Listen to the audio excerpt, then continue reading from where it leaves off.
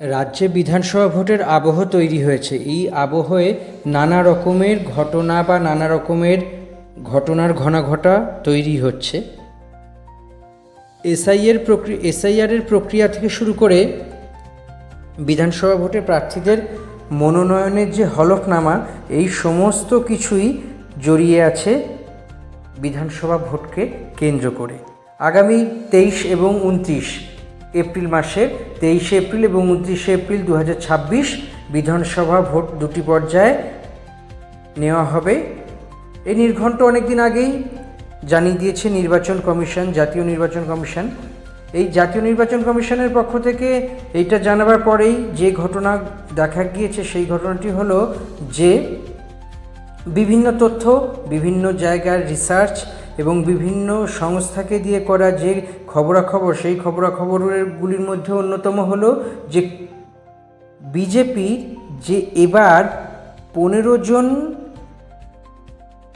প্রার্থী প্রতিদ্বন্দ্বিতা করতে চলেছেন, 23 এবং 29 তারিখ যারা প্রতিদ্বন্দ্বিতা করবেন, সেই 30 এবং 29 তারিখে 23 এবং 29 তারিখের মধ্যে অন্যতম বিষয় হলো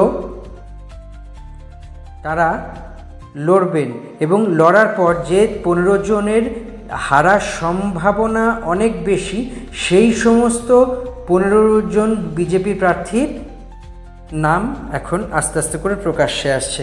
তো এদের মধ্যে কি? এদের মধ্যে নোয়াপাড়ায় অর্জুন সিং, বিজেপির প্রার্থী অর্জুন সিং, তিনি তৃণমূল, বিজেপি এবং তৃণমূলের দীর্ঘদিনের কর্মী ছিলেন, ভাটপাড়ার নেতা ছিলেন এবং দীর্ঘদিন ভাটপাড়ার বিধায়ক ছিলেন। তারপরে দলবদল করে তিনি বিজেপিতে গিয়েছিলেন। বিজেপি থেকে ব্যারাকপুর আসন থেকে দাঁড়িয়ে তিনি আগের বার অর্থাৎ 19-এ জয়লাভ করেছিলেন এবং 24-এ যখন ভোট হয়েছিল তখন তিনি এই তৃণমূলের থেকে সদ্য বিজেপিতে গিয়েছিলেন। ফলে ব্যারাকপুর আসন থেকে তাকে নমিনেশন দিলেও তৃণমূলের পার্থ ভৌমিকের কাছে তিনি পরাজিত হন। এরপর অর্জুন সিংকে এইবার ভোটে তৃণমূল ছাত্র পরিষদের সভাপতি তৃণাঙ্কুর ভট্টাচার্যের বিরুদ্ধে নোয়াপাড়া থেকে নমিনেশন দিয়েছে বিজেপি। তা আশঙ্কা করা হচ্ছে যে বিজেপির এই প্রার্থী অর্থাৎ অর্জুন সিং নোয়াপাড়া থেকে পরাজিত হবেন, অন্তত সম্ভাবনা এরকমই বলছে। পরবর্তী যে প্রার্থী পরাজিত হতে পারেন, সম্ভাবনা সেই দিকেই যাচ্ছে, তিনি হলেন ব্যারাকপুর থেকে দাঁড়িয়েছেন বিজেপির টিকিটে আইনজীবী কৌস্তব বাগচি। অন্তত পর্যালোচনা তাই বলছে যে ব্যারাকপুর থেকে কৌস্তব বাগচির জেতার সম্ভাবনা কম, তাই সম্ভবত তিনি ব্যারাকপুরে পরাজিত হতে পারেন, অন্তত এমনই কথাবার্তা উঠেছে। সজল ঘোষ, বরানগর থেকে সজল ঘোষ দাঁড়িয়েছেন সায়ন্তিকা বন্দ্যোপাধ্যায়ের বিরুদ্ধে। গতবার উপনির্বাচন যে হয়েছিল বরানগর বিধানসভায়, কেননা তাপস রায় ছেড়ে বিজেপিতে যাওয়ার পরে আসনটি ফাঁকা হয়ে যায় এবং সেই সময় একটা বাই ইলেকশন বা উপনির্বাচন হয়। সেই বাই ইলেকশন বা উপনির্বাচনে জয়ী হয়েছিলেন আমাদের এই প্রার্থী অর্থাৎ সায়ন্তিকা বন্দ্যোপাধ্যায়, তিনি সজল ঘোষকে হারিয়েছিলেন।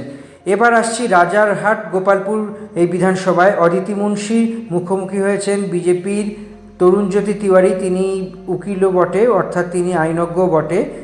জানতে পারা যাচ্ছে যে অদিতি মুন্সির কাছে রাজারহাট গোপালপুর আসনে পরাজিত হতে পারেন তরুণজ্যোতি তিওয়ারি, অর্থাৎ সেই দিকে সম্ভাবনা যাচ্ছে। রিতেশ তিওয়ারি, তিনি চৌরঙ্গি থেকে এবার দাঁড়িয়েছেন তৃণমূলের নয়না বন্দ্যোপাধ্যায়ের বিরুদ্ধে। তিনি দীর্ঘদিন সক্রিয় রাজনীতির মধ্যে ছিলেন না, আবার তিনি কামব্যাক করেছেন। এবার দেখা যাক যে কামব্যাকটাই তার মুখে চওড়া হাসি ঘটাবে না আরও গণ্ডগোল হবে। সব মিলিয়ে দেখে নেওয়া যাক এবার কি হতে চলেছে। দীপাঞ্জন চক্রবর্তী, উত্তরপাড়া থেকে তিনি প্রাক্তন এনএসজি কমান্ডার এবং তিনি উত্তরপাড়া থেকে দাঁড়িয়েছেন। তার বিরুদ্ধে তৃণমূলের শীর্ষণ্য বন্দ্যোপাধ্যায় এবং সিপিআইএমের প্রার্থী মীনাক্ষী মুখোপাধ্যায়, এরা প্রতিদ্বন্দ্বিতা করবেন। তো আশা করা যাচ্ছে যা তথ্য উদ্ঘাটিত হচ্ছে, সেই উদ্ঘাটিত তথ্যের মাধ্যমে বলা যেতে পারে যে তিনি সম্ভবত, যে সম্ভাবনা তৈরি হয়েছে, উত্তরপাড়া আসন থেকে জিততে পারবে না দীপাঞ্জন চক্রবর্তী। এরপর কি হিঙ্গলগঞ্জে এর হিঙ্গলগঞ্জ হলো বসিরহাট লোকসভার অন্তর্গত একটি বিধানসভা। এই আসন থেকেই গতবারের বসিরহাট লোকসভা কেন্দ্রের প্রার্থী রেখা পাত্রকে এবার হিঙ্গলগঞ্জ বিধানসভা থেকে দাঁড় করানো হয়েছে এবং সেখানে আশা করা যাচ্ছে যে তিনি, যা খবর আসছে এবং এখান থেকে সম্ভাবনাও তৈরি হচ্ছে যে তিনি হয়তো জিততে পারবেন না। পরবর্তী আসন হলো তারকেশ্বর থেকে পরাজিত হতে পারেন প্রাক্তন সাংবাদিক সন্তু পান। তিনি তৃণমূলের রামেন্দু সিংহ রায়ের সঙ্গে সরাসরি ভোটের লড়াইয়ে নেমেছেন এবং পরিসংখ্যান তথ্য বলছে তার হেরে যাওয়ার সম্ভাবনা অনেকটাই। তাই এদিক থেকে বলা যায় যে তারকেশ্বর আসন থেকে সন্তু পান সম্ভবত জয়ী নাও হতে পারেন।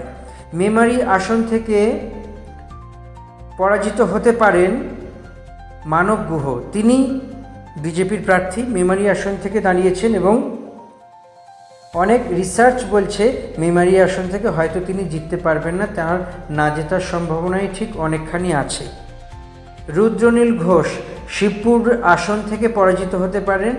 তার সরাসরি টক্কর হলো বিদায়ী বালির বিধায়ক রানা চট্টোপাধ্যায়ের বিরুদ্ধে এবং পরিসংখ্যান তথ্য এবং রিসার্চ বা গবেষণা যাই বলা হোক, সেখান থেকে বলা যাচ্ছে যে রুদ্রনীল ঘোষ হয়তো জিততে পারবেন না, রানা চট্টোপাধ্যায় শিবপুর আসন থেকে জিতবেন। এবং আরও একটি তথ্য হলো কলকাতার অন্যতম একটি গুরুত্বপূর্ণ আসন এন্টালি কেন্দ্র থেকে প্রতিবার ভোটে দাঁড়ান স্বর্ণকমল সাহা। তিনি ট্রেড ইউনিয়ন লিডারও বটে তৃণমূলের, কিন্তু এবার তিনি বার্ধক্যজনিত কারণে এবং তিনি আর ভোটে দাঁড়াতে চাননি, তার পুত্রকে অর্থাৎ ছেলেকে ভোটে দাঁড়াবার কথা বলেছিলেন এবং সেই সন্দীপন সাহা এবার এন্টালি কেন্দ্র থেকে দাঁড়িয়েছেন এবং আশা করা যাচ্ছে সন্দীপন সাহা জিতবেন। ফলত প্রিয়াঙ্কা টিব্রওয়াল বিজেপির আইনজীবী এই সদস্য মোটামুটিভাবে এই আসন থেকে জয়লাভ করতে পারবেন না, অর্থাৎ প্রিয়াঙ্কা টিব্রওয়াল পরাজিত হতে পারেন এমনই আশঙ্কা তৈরি হচ্ছে। তো বলা যেতে পারে যে কী হতে চলেছে সেটাই এখন দেখার। হরিণঘাটা অর্থাৎ নদিয়ার হরিণঘাটা আসন থেকে বিজেপির কবিয়াল প্রার্থী অর্থাৎ অসীম সরকার কবিয়াল প্রার্থী হরিণঘাটা থেকে হয়তো জিততে পারবেন না এবং ভবানীপুর এবং নন্দীগ্রাম দুই আসন থেকে দাঁড়িয়েছেন শুভেন্দু অধিকারী। অন্তত রিসার্চ তাই বলছে যে তার জেতার সম্ভাবনা অনেকটাই কম। এই দুই আসন থেকেই সম্ভবত পরাজিত হতে পারেন, অন্তত সূত্রের খবর তাই বলছে। কিন্তু যা কিছু খবর তা হলো নন্দীগ্রামে 23 তারিখ ভোট এবং ভবানীপুরে 29 তারিখ ভোট, ফলাফল 4 তারিখ।